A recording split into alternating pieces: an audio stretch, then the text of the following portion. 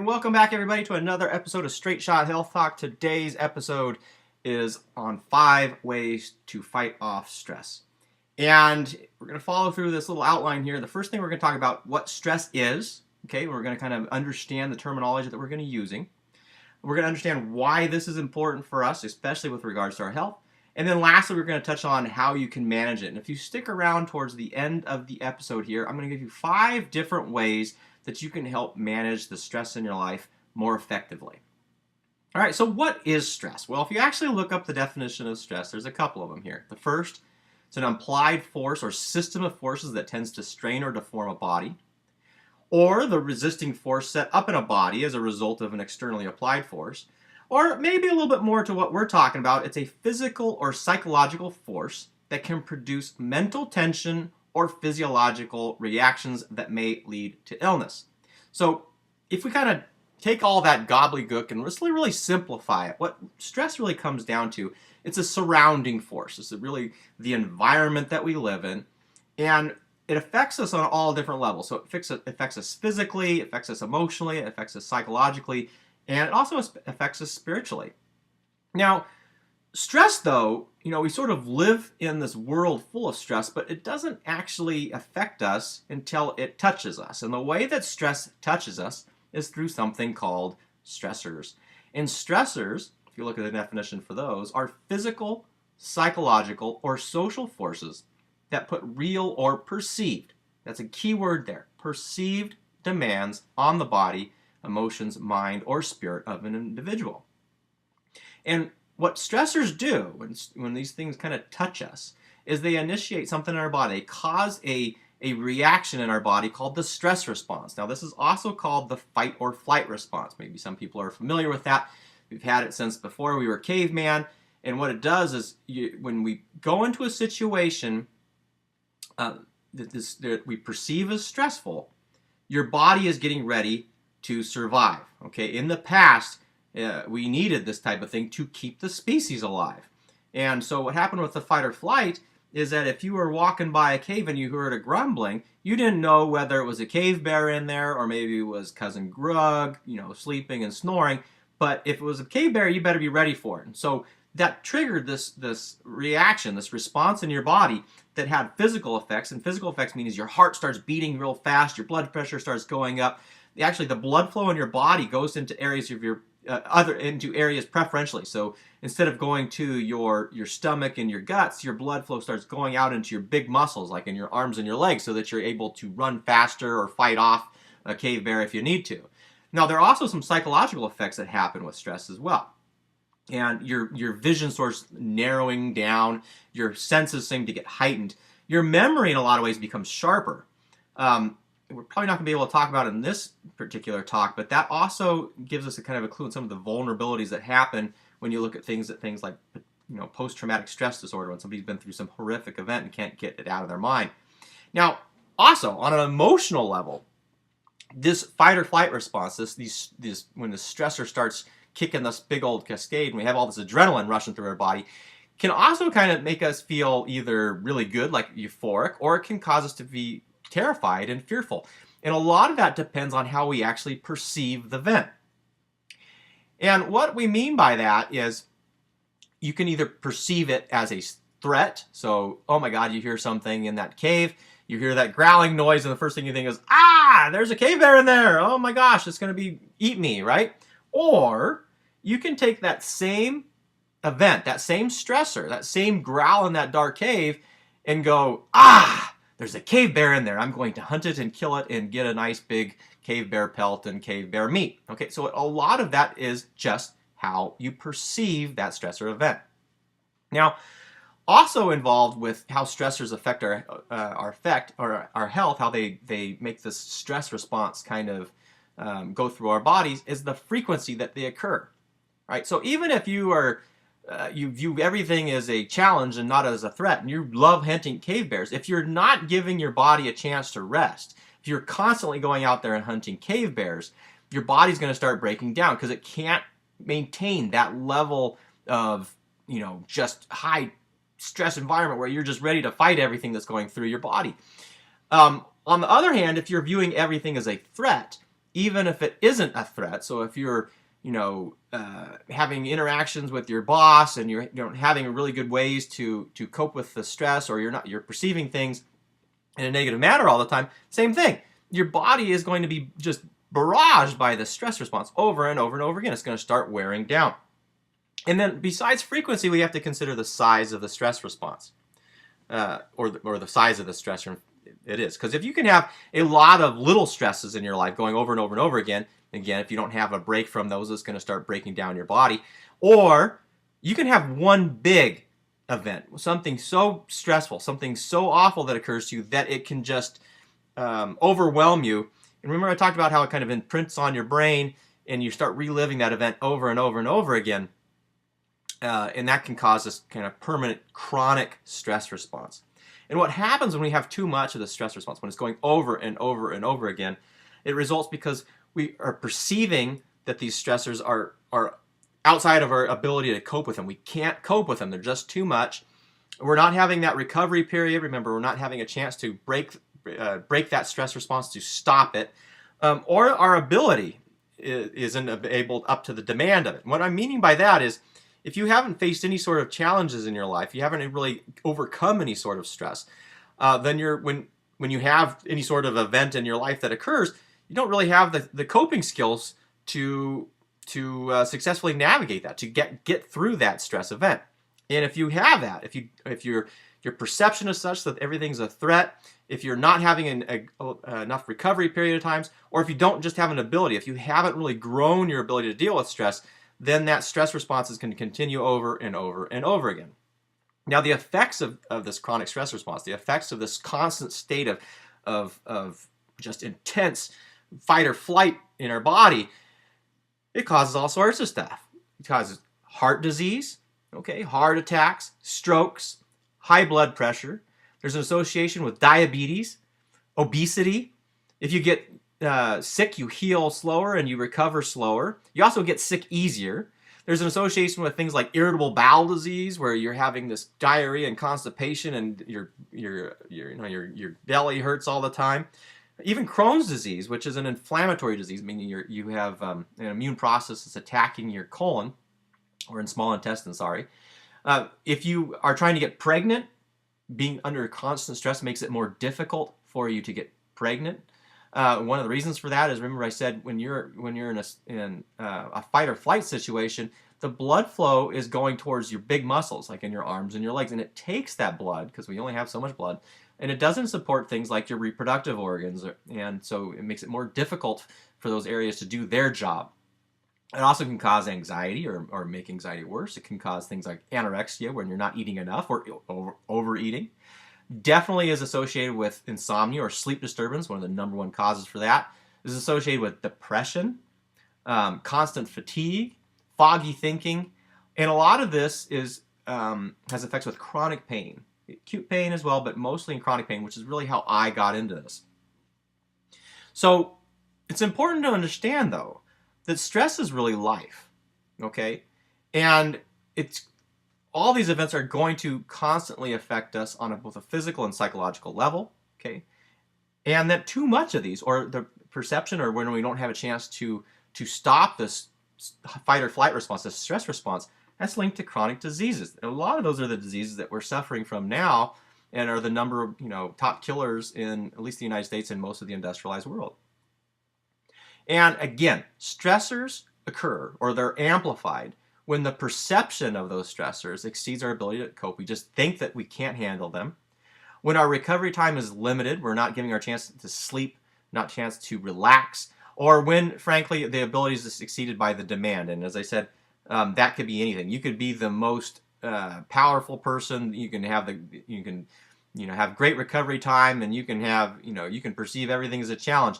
But if we put you in a horrible, horrible situation, there's a good chance it's going to overwhelm your body's ability to process it, and you're going to have this chronic stress response. So that also gives us clues on how we can deal effectively with stress, how we can actually manage life in a lot of ways, because as we said, stress is really life. It's all the things that are around us, and it's how it touches us that really starts initiating the stress response.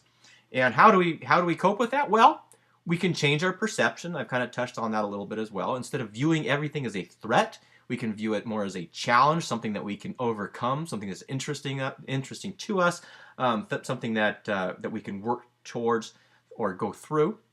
We can increase the recovery periods. We can find ways to allow our bodies to relax effectively. And lastly, we can grow our ability. And that's probably the long-term function, and that's where you put yourself in slightly uncomfortable situations, and you put those in there so that you start understanding, you know what, this isn't the end of the world. I survived it, and as you survived it, you get a little bit stronger. You can put yourself in a little bit more uncomfortable situation. Now, a lot of this starts in childhood, okay? And we had a time period where I think we really were trying to protect our children. I think, in my own, we don't want our kids to be hurt in any way, and we certainly don't want them to, hurt their little psyches, and we all want them to be great. But the problems if we helicopter over our children, or if we are constantly protecting them from events that maybe are challenging, or events that they can't overcome. Maybe they're fighting to get everybody gets a trophy on the team, or everybody gets A's in the class and getting rid of grades. Is that we're never giving them a chance to fail, and we're never giving them a chance to actually succeed, and that really inhibits the ability of people to grow their ability to deal with stress, to actually realize that if bad things occur, you can survive through them, you can overcome them, you can get better. So we're hampering people's ability to adjust, and how to grow, and how to become better with coping. And that certainly changed the way that I've parented my kids, focusing much more on encouraging them to pursue things, not correcting everything that they do, giving them a chance to fail, because I'd rather have them fail when I'm around, so I can help pick up the pieces with them, than wait until they're out of the house or in college or something like that and not having that chance. Now, if you were in a family where you had a helicopter parent, or you really did not put yourself out into situations that were uncomfortable, and I'm right with you, you can still do this. You can still grow your ability, even no matter how old you are. And that's a very important area that we can talk about in a future episode, to get a little bit more detail on how we can actually challenge ourselves daily so that we can kind of grow our abilities to deal with stress. Now, let's talk about how you can increase recovery period, because that's in a lot of ways one of the easiest, most approachable ways that you can deal with stress effectively. And the reason for that is something called the relaxation response. So we said that there is when you're in a stress situation, your body kicks in with that fight or flight response. The relaxation response is the counter to that. It's the off switch for the stress response. And that was really discovered by a doctor named Herbert Benson, who was at Harvard.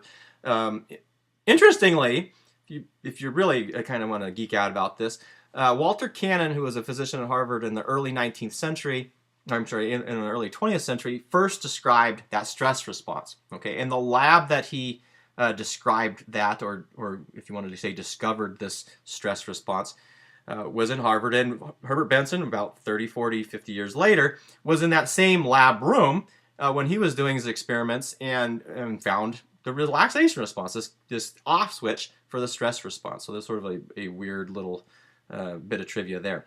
But the relaxation response also has physical and psychological effects. Okay, so remember we said the physical effects of the stress response is it takes your blood and puts it into the big muscles. It narrows your vision. It kind of heightens your memory in not necessarily the greatest ways. Your heartbeat goes up, your blood pressure goes up. Well, the relaxation response does the opposite of that. It starts shunting, your blood. It takes your blood and says, you know what, you don't need to have all that blood flow going into your big muscles anymore. We can do things like digest food. So we're going to put it back into our stomach and our intestinal tract. If you are going to be pregnant, or we're going to reproduce the species, it makes sure that we have blood flow going to our reproductive organs. Psychologically, it's that relaxation kind of broadens our perspective on things. So it's very important that we have these periods of time that we can actually initiate the relaxation response and turn off that stress response. Now, the way that you do this, the way that you can generate this relaxation response and increase these periods of recovery time, is you kind of do a focused activity, but that activity needs to be quiet. It can't have a lot of distractions going on. has to be somewhat passive, meaning once that you start it, you don't really have to think about anything else. You don't want to be engaged in your brain too much. And then you want to be performing it consistently. All right, so it's something that you're kind of doing almost like a daily exercise for you. You know, there's a couple ways that you can do this. And one of them, what we're going to talk about, is something called diaphragmatic breathing, which is a fancy way to say deep breathing. And what your diaphragm is, the diaphragmatic and diaphragmatic breathing, is the major muscle that allows us to breathe effectively. And it's this big dome right underneath your rib cage there, and that pulls down, and as it does, it expands your lungs. And this is the way that babies breathe. So if you ever watched a baby breathe, a healthy baby, when it is breathing, you'll see its stomach going up and down. Okay, and what that is your diaphragm's pulling down, but you can see their stomach rising, and they're not using a lot of that chest movement with their breath. Now, as we get older, we start forgetting how to breathe effectively using our diaphragm. We start using what's called accessory muscles. Those are the muscles within our ribs and upper areas of our chest wall, and that is not an efficient and effective way to breathe. All right, and diaphragmatic breathing is really retraining ourselves to take these deep, effective breaths. And what this does, if you do it consistently, and again for a little bit of time here, is it initiates that relaxation response. It counters that stress. You know, it starts increasing blood flow to areas where you want it to go, and starts relaxing you and turning off that stress response. All right, so to do diaphragmatic breathing, I think one of the easiest ways, is the way I do it, is I actually lie on my back on the floor. Okay, you lie on a carpet. You can do this in chairs, it's a little bit harder, but if you lie on the floor, it's quite easy. You're going to put one hand on your belly button, okay, and then the other one you can put lightly on your chest. And the reason you have that hand on your chest is because you want to make sure that that hand doesn't move. And then you're going to breathe slowly in through your nose, usually for a count of 4 to 8. And what you're going to do is you're going to concentrate on only moving that hand on your belly. You really want to be pulling down your breath and pulling it out through your belly. Your chest should not move while you're doing this. And then you're going to release your breath slowly, again over about 4 to 8 count. And I like to kind of imagine that my body's sinking into the floor while I do this. You don't have to do that. Really, just the main thing is the breath. And then you're going to repeat this, just this simple breathing exercise for 5 to 10 minutes. And when you first start this, it's gonna feel like a long time. It's literally going to take, if you're just trying to start off, do it for 3 minutes, 2 minutes. You can do it for 20 breaths, whatever the case may be. Just want to start it off, and then you start building up over time. And then after you've done it for a while, 10 minutes really becomes actually quite quick and quite enjoyable. I can tell you, I'm always shocked at how fast 10 minutes goes now. Now, the other way that you can do this is something called progressive muscle relaxation. And this is a little bit more of an active way for people to have a little harder time just thinking about their breathing. This actually works really, really well at night when you're trying to go to bed. And the way you do this is, again, you're going to get comfortable. You can either be seated or lying again. I just like to lie down, so this is the way I do this. And you get very comfortable though. You don't want to have any, kinks in your body. You don't want to be lying anything that is uncomfortable. And then what you're going to do is you're going to start tensing your feet and toes very tightly for 3 to 5 seconds, and then you're going to let them relax for about 5 to 10 seconds. Then you're going to do that again, but now you're going to tense your calves and your feet tightly, tightly, tightly for 3 to 5 seconds. Then you're going to relax them for 5 to 10 seconds. And then you're going to continue this process by tensing upwards through your body. So, from your calves up to your legs, from your legs up to into your butt and your hips, and then from into your belly, and you're going to tense from your belly all the way down. Then you're going to tense your whole, chest and belly and your legs. Then you're going to get your arms in, and then you're going to be, until you're finally tensing your entire body all the way up to your teeth. You're going to be clenching your jaws. And again, then you relax them for 5 to 10 seconds, and that you're progressively, squeezing those muscles up from your toes all the way up throughout your entire body, and then you are going to relax them. And once you've gotten to your entire body, when you're tensing up your whole body, repeat that anywhere from 3 to 5 times and relax. And that's it. Okay, very easy to do. I said a little bit more active for people who don't really want to just think about their breathing, or just don't really have the patience to sit there and just breathe quietly. And just that it's a great way if you're having difficulty to sleep to put yourself off to bed. Now, there's a third way here, and I call this the Benson-Henry protocol because I learned this from the Relaxation Response from Dr. Herbert Benson. This is actually just a very, very, very simple meditation, but I'm going to give him credit for calling it. And the way you do this is Again, you're going to have a quiet place, some place that you're not going to be disturbed. And then for this one, you're going to focus on a word, a phrase, or a prayer. Okay? Or you can just focus on your breathing like you're doing with the diaphragmatic breathing. Just focus on one thing. And then you're going to be doing your breathing slowly and naturally. And while you're doing this, you're going to assume a passive attitude, meaning you're only going to be thinking about your focus word or phrase. And if other thoughts happen to, pop in your head, like you start thinking, what am I supposed to do tomorrow? Or, oh my gosh, I didn't cook the chicken in the refrigerator, whatever they are, you're going to let them just kind of come in, but you're not going to pay any attention to them. You're just going to kind of think, okay, come back to your focus and let them go. All right, and that seems a little bit weird, but what you're trying to do is if you're trying to ignore something, if you're saying, oh my gosh, I can't think about the refrigerator, or oh my gosh, I'm thinking about tomorrow and I really shouldn't be thinking about it, you can't not think. All right, there's an old saying, if I tell you to don't think about white elephants, what's the thing that you're thinking of now? You're thinking of white elephants. We can't do that. So rather than try to actively ignore things, we're just going to let them float in and out. And you're just going to say, you know what, they're there, not a big deal, and then go back to your focus word. All right. And then you're going to continue to do this for 5 to 10 minutes. Ideally, you do this for at least 10 minutes a day. If you can do this twice a day, particularly if you're in a really high stress situation, that's a great technique.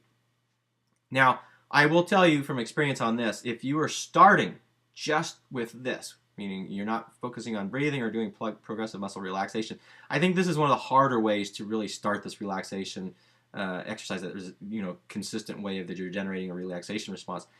Because sitting quietly, we are so not used to sitting quietly, is way harder than you think.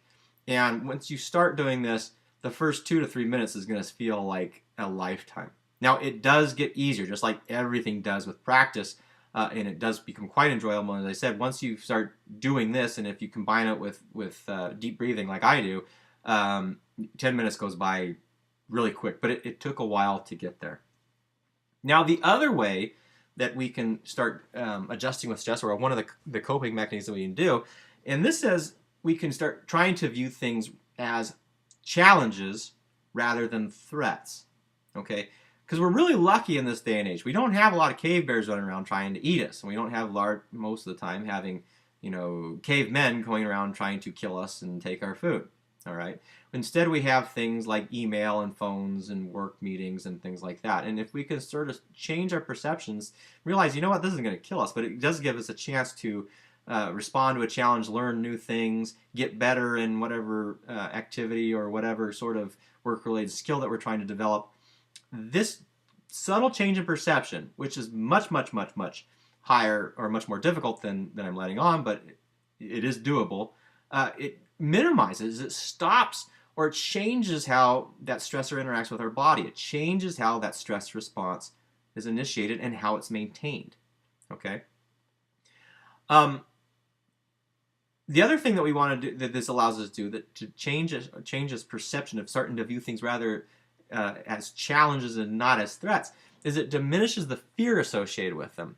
And fear is, it really propagates and maintains that stress response. And lastly, it allows us to reframe events so that we have, again, if we really reframe the events and we recognize that we may get in arguments with our boss, we may have a bad day on the road, we may have, some bills that we need to pay or something up, but the vast majority of those are not going to kill us. They are not cave bears jumping out of a cave to kill us, okay? And reframing them and say, these aren't the end of the world in most situations. Again, changes that perception, drops that threat level, and changes it into a challenge-based response. Now, really, the key for this, the key for changing our perception, though, is to be able to recognize when we're starting to perceive these events as a threat. All right, and this can be quite hard. Now, one way that you can do this, though, is if you are in the middle of a crisis situation and things are going crazy, if you have that one little momentary insight and you can say, oh my gosh, this is just nuts, stop. Okay, now obviously if you're in your car you can't do this, but if you are in a work meeting or you're responding in an email or you're working in customer service and things are going crazy and you feel it and you feel your heart starting to beat real fast, stop. stop and take 3 deep breaths. Okay, and what you're going to do with this is you're sort of interrupting that downward spiral. You're interrupting that stress reaction. You're sort of pulling back and you're breaking it so that it gives you a little bit more time to think. So stop, take those 3 breaths, and then you're going to reframe this event. You're going to go, what's the worst case out of this possible scenario? What's the worst thing that can happen? All right? And then the next thing you're going to do is what's the best thing that can happen out of whatever this event is? And then you're going to say, what is more likely to occur? Worst case, best case, or something else.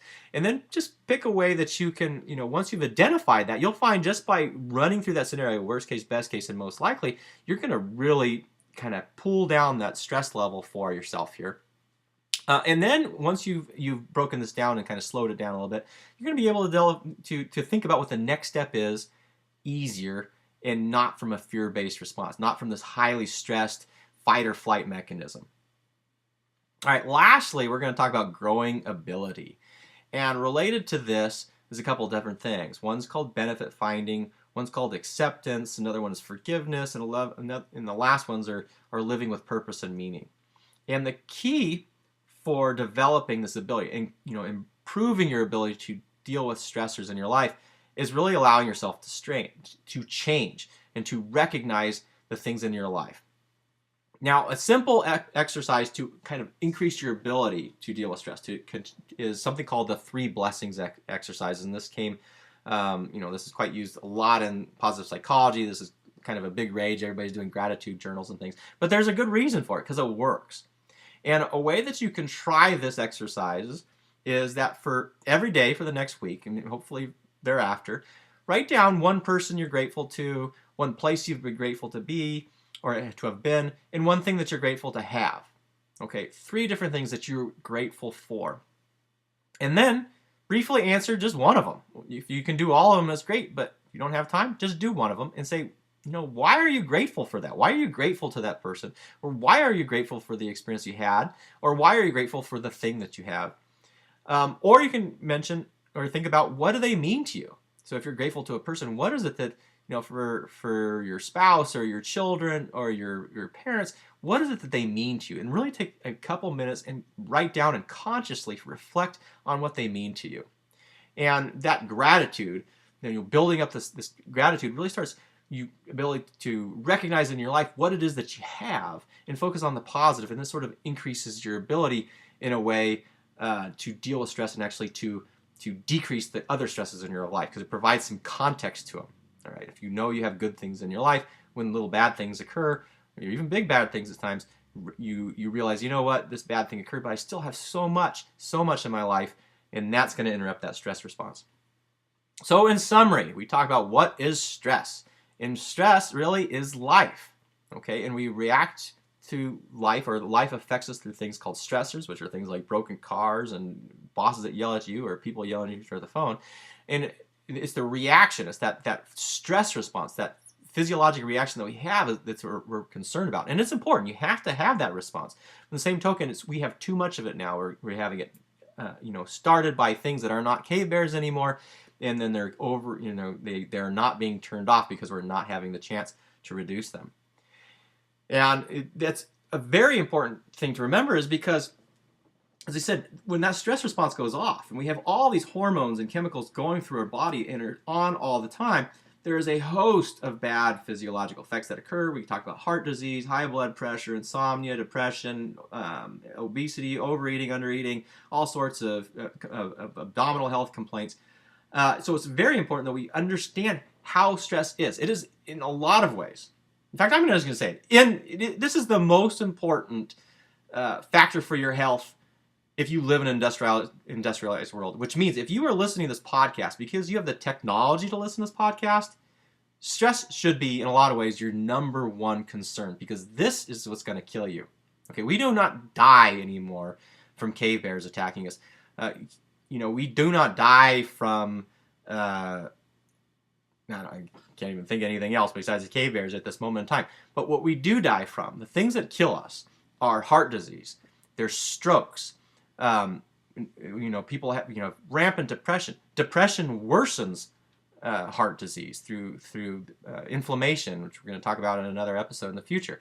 Stress is the #1 health concern that we have. Okay, when we're talking about diabetes, high blood pressure, everything else, there's a common element into it, and it's really this stress response and how we're having these chronic stress response that's going over and over and over again, and we are not learning how to minimize or cope with it effectively.